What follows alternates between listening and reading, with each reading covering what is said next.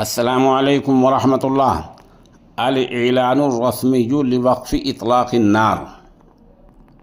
امریکہ و ایران فی ہدنۃ لمدت غیر محددہ، وهذا امر واقع مع ان كلا البلدين قد اصدرا بیانات مختلفة حول هذا الموضوع حسب مصالحهما، ولكن الحقيقة على أرض الواقع هي أن هناك توجها نحو هدنة كاملة، ومنذ البداية إلى الآن قام الرئيس الأمريكي بتمديد مدة وقف إطلاق النار 3 مرات ووجه عشرات التهديدات، والآن تم إلغاء زيارة جيد فانس إلى باكستان، وأعلن أيضا عن تمديد الهدنة حتى يتم التوصل إلى نتيجة في المفاوضات مع الاستمرار في الحصار.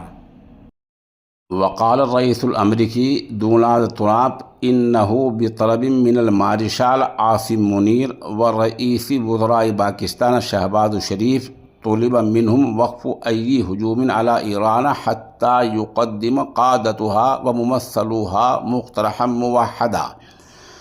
ومع ذلك قال وزير الخارجية الإيراني عباس عراقچی في بيان على منصة إكس إن فرض حصار على الموانئ الإيرانية يعد بمثابة حرب، وهو أيضا انتهاك لوقف إطلاق النار.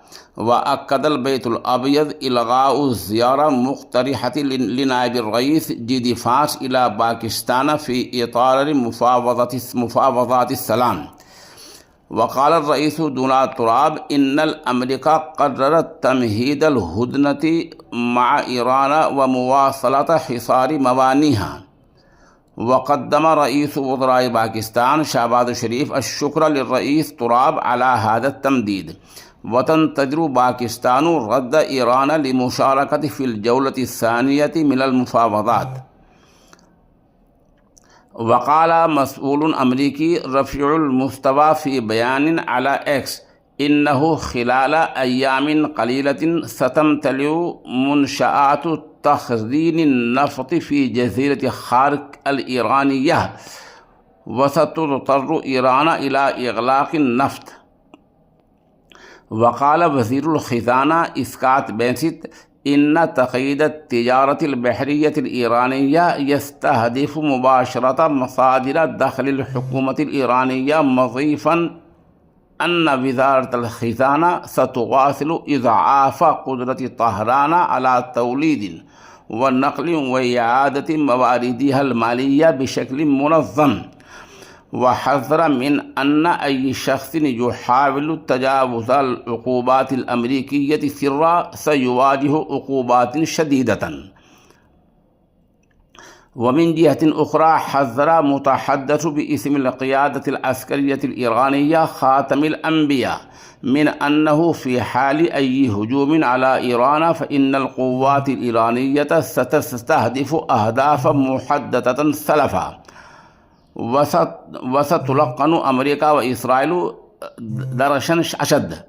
بيان إعلامي مضلل يبدو أنه ما كان يخشى منه في إيران قد تحقق، حيث أدى الهجوم الأمريكي إلى انقسام سياسي داخلي، وكانت أمريكا ترغب في تغيير النظام، وتشير التوترات بين الحكومة والجيش إلى أن هذا الهدف قد يتحقق. ويقال إن السلطة قد تغيرت، وأن الحدث الثوري قد تولى زمام الحكم، وتم تهميش القيادة السابقة، ولم يعد بعض القادة قادرين على التأثير في المشهد السياسي.